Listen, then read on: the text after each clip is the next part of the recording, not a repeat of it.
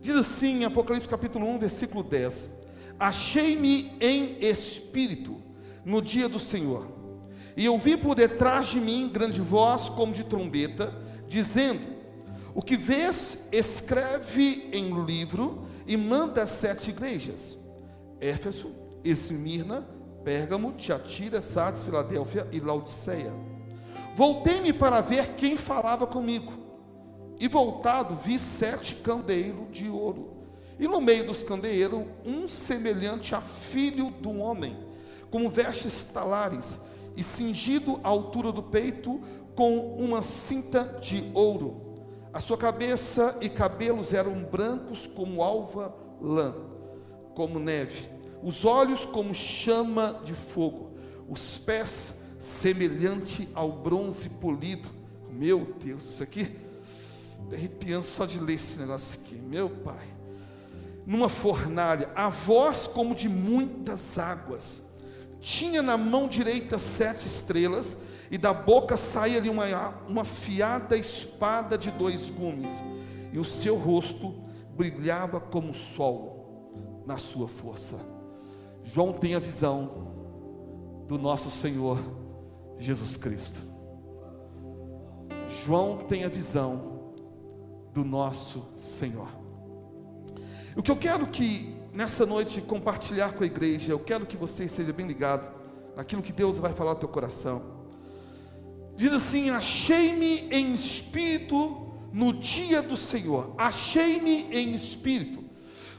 Para que a sequência dessa série de mensagens você possa entender sobre a vida no espírito, primeiramente você tem que entender sobre esse achei-me no espírito. O que seria esse achei-me no espírito? Vamos agora voltar 2000 anos atrás. E há 2000 anos atrás, hoje quem tem a Bíblia aí, levanta a sua Bíblia. Quem tem a Bíblia, levanta a Bíblia. Várias pessoas. Outras não têm a Bíblia, mas tem o celular e está lendo pelo celular. Quem está lendo pelo celular, levanta a mão. Lendo pelo celular, não há nenhum problema ler pelo celular, é tecnologia. Mas entenda que há 2000 anos atrás, ninguém tinha esse acesso à Bíblia que você tem, nem um celular com a Bíblia, em forma de aplicativo, não tinham acesso. Se nós voltarmos a 2000 anos atrás, nós vamos encontrar quem? Nós vamos encontrar um povo que tinha por instrução a Torá. Eles apenas tinham por instrução as leis, os profetas, nada mais do que isso. Eles tinham por instrução aqueles que haviam recebido por parte do sacerdote, por parte dos mestres, por aquilo que eles haviam aprendido dentro do hebraico. Então, se nós voltarmos a 2000 anos atrás, vamos encontrar uma igreja, um povo convertido que apenas tinha como luz as escrituras do Antigo Testamento, que foi passado no Sinai. Eles não tinham a revelação, o entendimento, eles não tinham a Bíblia que você tem hoje nas mãos. A Bíblia em si, ela vai ser definida lá no Concílio de Nicéia. Lá no Concílio de Nicéia, a igreja começa agora a separar os livros que realmente agora vão ser os livros inspiradores. Até ali não tinha a Bíblia. O que eles tinham ali, até aquele momento, é apenas uma coisa. E aquilo que o Senhor quis ensinar à igreja. A igreja não tinha o que você tem hoje, Mateus, Marcos, Lucas, João. A igreja não tinha o que você tem hoje, Atos, Romanos, Coríntios, não tinha o que você tem hoje. A Bíblia não tinha, eles não tinham acesso às cartas de Paulo como você tem hoje completa. Mas apóstolo, o Paulo escreveu a carta à igreja, sim, escreveu a carta à igreja. Mas por acaso você sabe que, por exemplo, a carta de Timóteo, que foi escrita a Timóteo, a segunda carta a Timóteo, quando Timóteo recebeu, Paulo já estava morto. As cartas levavam tempos, meses, a carta que levaram anos para chegar. Não era como o dia de hoje, que mandou um WhatsApp e chegava do outro lado. Não era assim. As cartas levavam muito tempo para ser escrita. Levava-se tempo, não é como hoje, você começa a escrever e pronto, acabou. Não, levava-se muito tempo. As cartas eram escritas em forma de pergaminho e de papiro. O mais conhecido naquela época era o chamado do pergaminho. O pergaminho era uma pele de animal, eles pegavam e escreviam nessa pele de animal. Levava-se tempo, era uma tinta preparada, uma tinta especial tirada de árvores. E essa tintura especial não era encontrada facilmente, era caríssimo. Os escribas tinham acesso, eram financiados e apoiados pela própria comunidade. Outros que não eram escribas, como por exemplo Paulo, eles não tinham tudo isso em mão. Então às vezes quando você vê um dia de hoje escreveu, parece como se fosse agora. Todo mundo com canetinha, todo mundo com isso, com aquilo. Não, nós estamos falando de 2000 anos atrás. Não tinha esse acesso. As coisas não eram tão acessíveis como são nos dias de hoje. Então, voltando 2000 anos atrás, as igrejas, por exemplo, quando você tinha lá a igreja que está na cidade de Corinto, de repente aquela carta que foi escrita aos coríntios, essa carta foi escrita depois que Paulo foi informada de uma célula que aconteceu lá na casa de Cloé. Ele é informado que na casa de Cloé está acontecendo uma divisão, uma confusão. Alguns mandam para ele alguns questionamentos, e esse questionamento não vem por forma de carta, vem por forma de algo que as pessoas estão passando de uma forma oral. E Paulo vem então respondendo. Quando eles vão receber essa carta, eles são totalmente já descontextualizados do próprio evangelismo que está acontecendo por preço de Paulo. Por exemplo, a segunda carta, a situação que vai coincidir com a própria presença de Paulo. Então vamos voltar 2000 anos atrás. Apóstolo, o senhor quer chegar, você vai entender onde eu quero chegar nessa noite. Como é que a igreja então caminhava? Como é que a igreja sabia o que é pecado e o que não é pecado? Como que a igreja sabia se era pecado beber ou se não era? Se era pecado fumar ou se não era? Se era pecado prostituir ou se não era? Se era pecado comer sangue ou não era? Ou se era pecado, por exemplo, tinha que ser obrigado a frequentar a igreja ou não era? Tinha que frequentar a sinagoga ou não? Tinha que ser circuncisão ou não? Como que a igreja entendia? Como a igreja era guiada naquele tempo? Pelos profetas da Torá? Ou qual profeta? Como que a igreja caminhava? E aqui que você vai entender. João está em Patmos. E João está falando aqui, eu me vi em espírito. A igreja naquele tempo, a igreja quando ela conheceu o Senhor, a revelação ele acontece lá em Sião, quando eles estavam no cenáculo, reunidos no mesmo lugar, aproximadamente 120 pessoas, Atos capítulo 2, e quando de repente agora, no dia de Pentecostes, agora o Espírito Santo vem e faz agora a habitação, Deus fazendo habitação no homem, a partir daquele momento, algo novo acontece. O homem que até ali, o homem apenas caminhava guiada pela sua alma, guiada pelas suas emoções. Como assim, apóstolo? Entenda uma coisa, nós somos tricotômicos. O que é tricotômicos? Nós somos corpo, alma e espírito. Quando Deus faz o homem no formato, Deus pega agora, e Deus forma o homem do pó da terra, e depois que Deus faz o homem do pó da terra, Deus agora sopra no homem nas suas narinas. Aquilo que é soprado nas narinas do homem é a parte de Deus, é o espírito da parte, é o DNA de Deus. O que te conecta a Deus é esse espírito.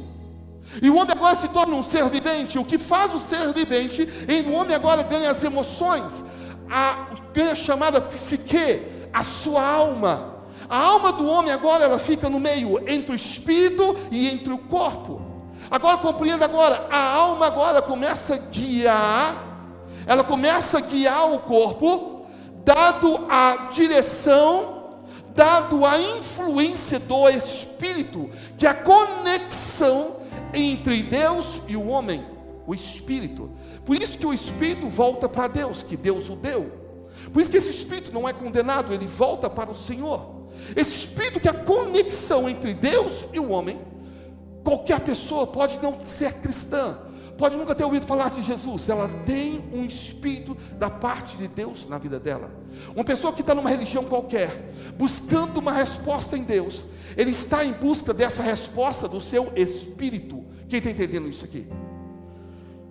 O que Satanás faz então? Satanás então ele vai investir onde? Ele vai investir na sua alma. Ele vai atacar a sua alma. Ele vai tentar destruir a sua alma. A alma, o centro das nossas emoções, é justamente a conexão entre Satanás e a nossa vida. É essa alma que faz com que Satanás agora tenha o controle do homem. Quando você vê um homem possesso, quando você vê um homem fazendo as coisas que não deveria fazer, essa é uma ação pelo demônio que está agindo na sua alma. Há um homem que está na cidade de Goiás, matando as pessoas, fazendo isso e aquilo por nome Lázaro, ninguém consegue descobrir, ninguém consegue achar. Colocaram um monte de policiais, agora eles falaram que já passaram de 400 policiais e ninguém o pega. O que é que está acontecendo? O delegado encontrou agora encontrou um poste ídolo e depois encontrou uma oferenda para Exus, alguns demônios, e esse delegado disse que é satanista. Os que estão em sua volta tudo disseram, conhece ele, que ele é satanista, que ele tem impacto com Satanás. Ele desaparece e aparece nos lugares, ninguém consegue pegar ele. Onde que esse demônio está agindo? Ele está agindo na alma do homem, está agindo na alma do Lázaro. É por isso que se tem uma coisa perigosa na nossa vida, chama-se alma. Chama-se o quê? Alma. E aonde que demônios atuam? Se o Espírito ele atua pelo nosso Espírito, quando você está aqui nesta noite buscando a presença de Deus, é o teu Espírito conectado ao Espírito de Deus, é o teu Espírito Santo, é o Espírito Santo conectado ao Espírito humano. Mas ao mesmo tempo tem uma alma angustiada, ferida, desesperada, dizendo: olha, eu vou sair, eu vou embora, não estou entendendo nada, eu vou desistir, não quero saber, não tem mais jeito para mim. Há uma alma ferida dentro de você, e essa alma tem demônios bombardeando a tua mente 24 horas, falando: não tem jeito para você, desista, tira sua vida, seiva a sua vida, você é um derrotado, você é um fracassado. E por outro lado tem uma outra voz, e essa vem da parte de Deus no teu espírito, dizendo: não, você é feito à imagem e semelhança do teu Criador, você não é obra do acaso, você foi escolhido antes da criação do mundo. Há um propósito na tua existência, há um propósito na tua vida, há um propósito para que você esteja aqui nesta noite. Você não foi criado para a morte eterna, mas para a vida eterna. Você foi criado para viver ao lado do teu Deus.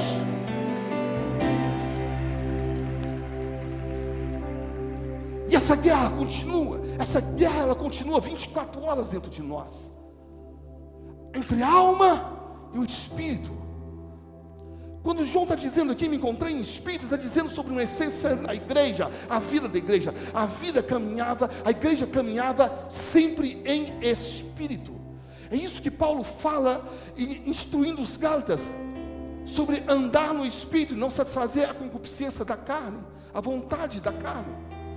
O andar no Espírito, a igreja aprendeu a entender o que Deus tem para a vida dela ao andar no Espírito, Júnior. E o que é andar no Espírito? Andar no Espírito é fazer com que a sua alma, Nath, seja totalmente subjugada à vontade da sua carne. Andar no Espírito é entender que por mais que a tua alma ela é doente, ela é enferma, a tua alma inclina-se para o pecado, mas uma vez que você anda no Espírito, você não satisfaz os desejos da sua alma, mas você caminha de acordo com a vontade do Espírito. Apóstolo, eu sou crente há 10 anos e ainda fico muito magoado com algumas coisas. Sim, yes, fica magoado. A tua alma ela é enferma. A tua alma tem inclinação para o mal. A tua alma caiu lá em Adão. A tua alma tem uma natureza para te conduzir ao pecado sempre. Apóstolo, aceitei Jesus, eu fui batizado, mas eu ainda tenho um desejo de ver pornografia, eu ainda tenho desejo da masturbação, eu ainda tenho desejo, eu tenho um pensamento de adultério. O que é que está acontecendo? Eu não converti de novo. Converteu, mas a tua alma tem inclinação para o erro. A tua alma tem inclinação para o pecado. Agora você vai entender o que aconteceu lá no Getsemane, quando Jesus disse para os discípulos que estavam dormindo. Jesus chegou e falou assim: acorda. Entenda uma coisa, o espírito está pronto, mas a carne é fraca. Em outras palavras, o espírito está pronto. O espírito ele vem da parte de Deus, ele é completo, ele é pleno. Mas a tua alma, ela é fraca, ela é frágil, ela cede com facilidade. Se demônios eles agem por meio da nossa alma, por quê? Porque é na nossa alma que está o seu alimento. Você está aqui nessa noite e palavras como essa vai alimentar o teu espírito. Não vai alimentar a tua alma, vai alimentar o teu, o quê? Espírito. Porque a alma não se alimenta dessas coisas. A alma não alimenta dessas coisas. O alimento da alma é outro. O alimento da alma é aquilo que satisfaz a própria vontade humana. Está sentado num horário desse para ouvir um pastor falar, não é um desejo da alma, mas é um desejo do espírito. Estar aqui nessa noite, se arrumar, se aprontar, sair da tua casa, deixar o conforto da tua casa num domingo à noite, não é a vontade da sua alma, é a vontade do seu espírito. O espírito conduz, mas você pode naturalmente chegar aqui e não adorar no teu espírito, mas adorar na sua alma, se você não entender o que o espírito está falando aqui neste lugar. A questão é você entender que dentro de você há uma guerra 24 horas, o espírito e a alma. Você está aqui nessa noite, talvez você vai ser batizado e você está sentado dizendo, eu acho que eu não estou preparado. A alma é assim. A alma se questiona, a alma diz, eu não estou pronto. A alma fala, eu não tenho condição, eu não quero ser hipócrita. Não, quando eu estiver bem eu vou. Não é o momento, não é a hora. A alma diz isso, mas o espírito fala, não. Há um processo sendo feito na tua vida. Você entrou no processo e Deus está trabalhando dentro de você. Hoje talvez você não está como você gostaria, mas está melhor do que ontem, e amanhã estará melhor do que hoje. Avance, não pare, não recue, continue, continue, continue, continue, continue, continue. Isso é uma ação do Espírito. O Espírito, ele faz isso. A alma faz, quer saber uma coisa? O apóstolo está falando, mas eu estou chateado com ele, porque ele passou perto de mim e não me comentou. Uma semana que eu não tenho, um mês que eu não venho numa igreja, e o apóstolo Nino mandou uma mensagem para mim. A alma diz isso, a alma se chateia, a alma se recolhe, a alma se magoa, a alma diz não. As pessoas aqui são falsas, as pessoas são falhas. Tem gente aqui que nem me cumprimenta, a alma diz isso. Mas quando o Espírito não, o Espírito diz não. Entenda uma coisa, aquele que tem te conduzido até aqui, vai continuar te conduzindo. A obra que o Espírito Santo está fazendo na tua vida, está fazendo a vida dele também. Entenda, é uma família que está reunida neste lugar, há um corpo de Cristo neste lugar. Entenda que não é o apóstolo, nem fulano, nem ciclano que é o cabeça, mas Cristo. E o Cristo não perdeu o controle da situação. Ele continua cuidando da sua igreja, ele continua zelando da sua igreja, ele continua adornando a sua igreja, ele continua. Uau! Nós estamos em um tempo inteiro, isso que João fala, eu estava em espírito. E quando você consegue andar no espírito, você consegue ter percepção espiritual do que espiritualmente está acontecendo.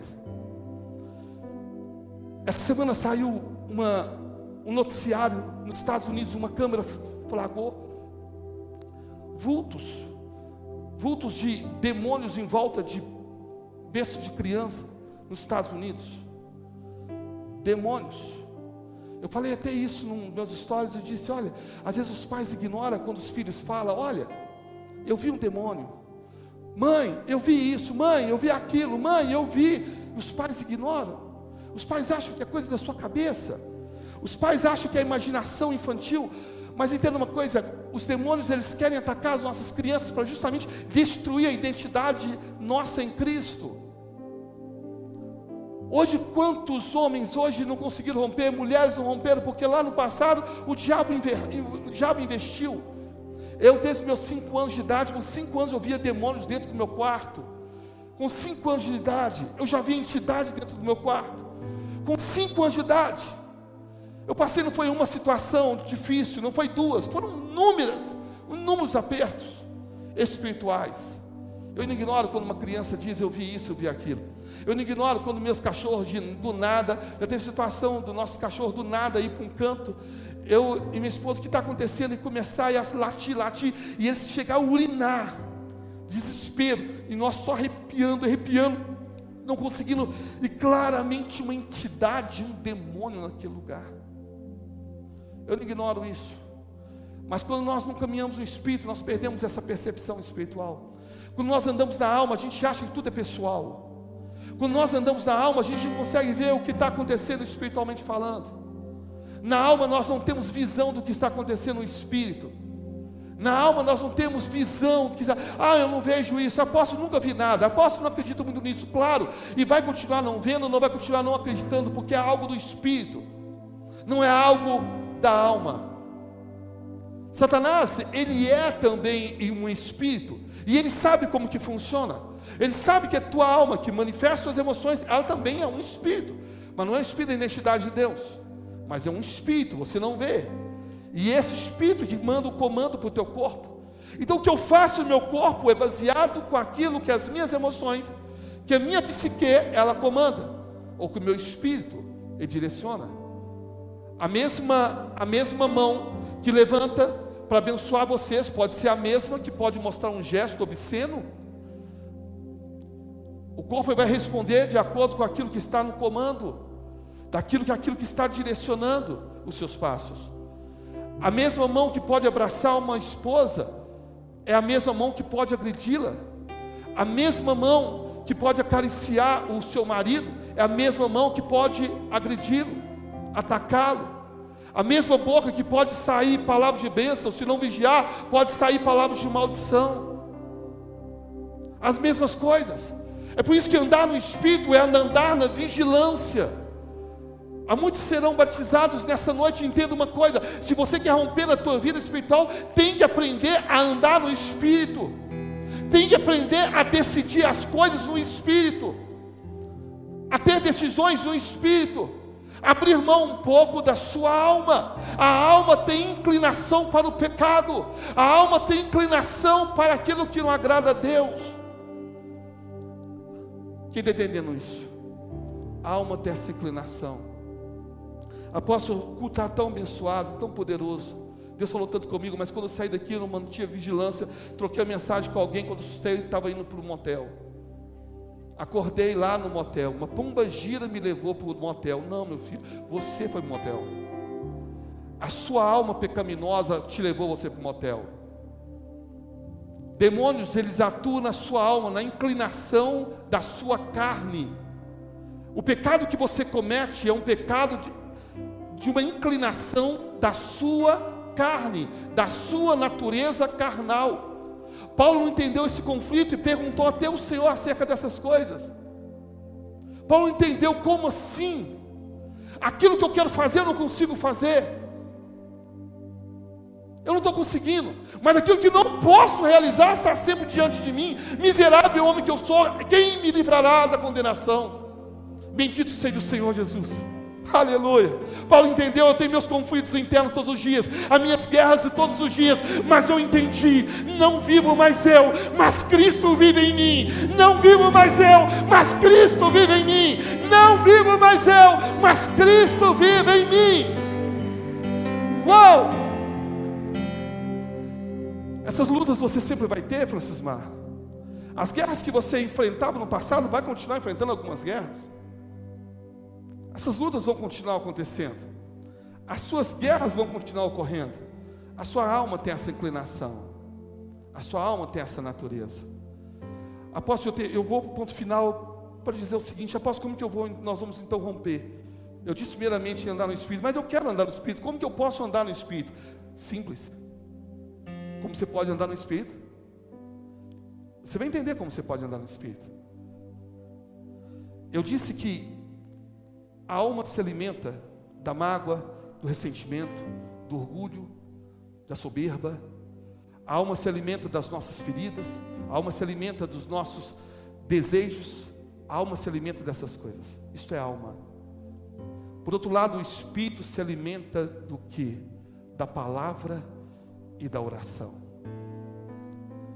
O Espírito se alimenta da palavra e da oração. Da palavra e da oração. Se quer aprender a andar em Espírito, aprenda a ler, a meditar e a palavra todos os dias. Aprenda a ter uma vida piedosa de oração. Não é orar 1 minuto, 2 minutos, não, ter uma vida piedosa de falar com Deus, separar o tempo, 7 horas da manhã, de 7 às 8, eu e o Senhor, meu lugar secreto, eu e o Pai. alimentar. Mas apóstolo, não posso passar o dia inteiro orando. Eu estou entendendo que não pode passar, mas estou falando para você alimentar. Quando chega pela manhã, antes de sair, antes de todo dia estar indo para a academia, o que faz? Ele, o nutricionista, olha, o senhor tem que alimentar, o senhor tem que ter energia, tem que alimentar de um carboidrato, o senhor tem que alimentar de alguma coisa para conseguir exercitar. Eu vou lá e alimento.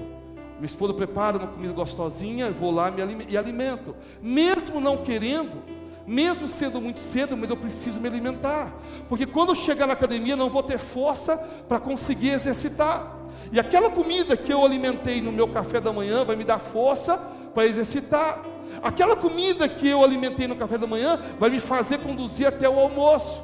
Quando chegar no almoço eu me alimento novamente, continuo a minha vida trabalhando, fazendo isso e aquilo, e chego na janta, alimento novamente.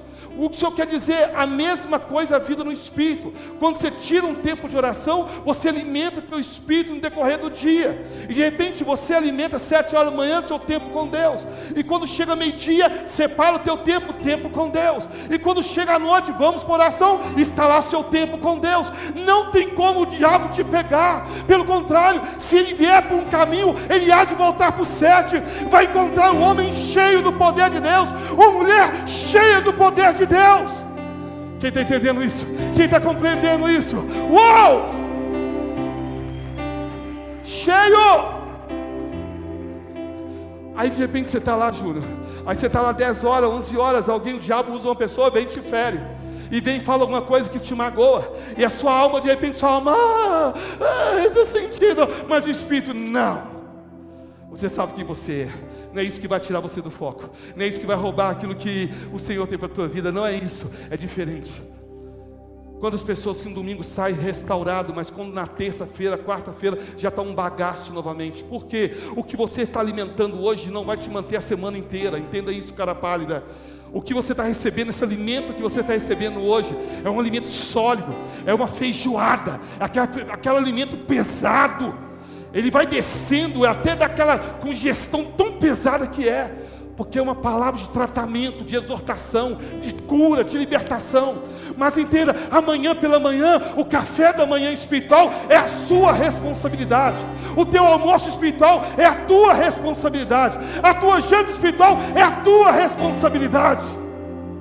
Quem está entendendo isso? Uou. E quando você entende isso, aí de repente, segunda-feira você está forte, terça-feira você está forte, quarta-feira está forte. Ô fulano de tal, como é que você está? Eu estou voando, apóstolo, eu estou voando no Espírito. Deus tem me dado estratégia, tem me dado direção. Eu tenho agora feito propósito de oração pela minha família. Deus tem me dado atos proféticos, direções proféticas, vidas têm sido libertas. O meu filho está liberto, o meu esposo está liberto, a minha esposa está liberta.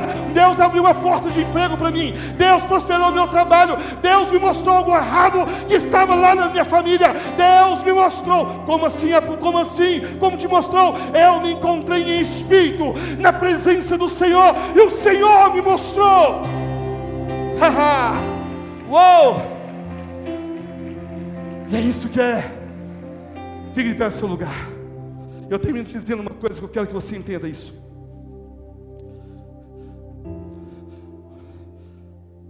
Preste atenção em algo. Preste atenção em algo. Sabe o que aconteceu, Júnior? Quando Adão pecou, sabe o que Adão fez? Adão, ele fugiu de quê? Da o quê? Fugiu de quê? Quando Adão pecou, fugiu de quem? Da presença. Fugiu da presença. Quando Adão pecou, ele fugiu da presença. Às vezes a gente tem um hábito, né? Até um chavão evangélico de falar: Senhor, estou entrando na sua presença, Senhor, eu vou. A gente fala isso, né? Mas a verdade é que nós nunca podemos mais sair da presença dele. A presença, quando você tem uma vida no Espírito, você entende que estar na presença de Deus é 24 horas. Não tem como mais sair. Não tem como mais fugir. Não tem como mais, a não ser que você esteja em pecado e fazendo como Adão, se acovardando e fugindo. O desejo de Deus é que você esteja 24 horas na sua presença. Nunca saia da sua presença.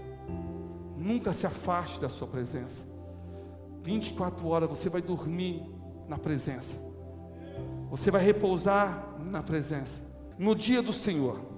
E ouvi por detrás de mim grande voz como de trombeta, dizendo: o que vês, escreve em um livro e manda às 7 igrejas: Éfeso, Esmirna, Pérgamo, Tiatira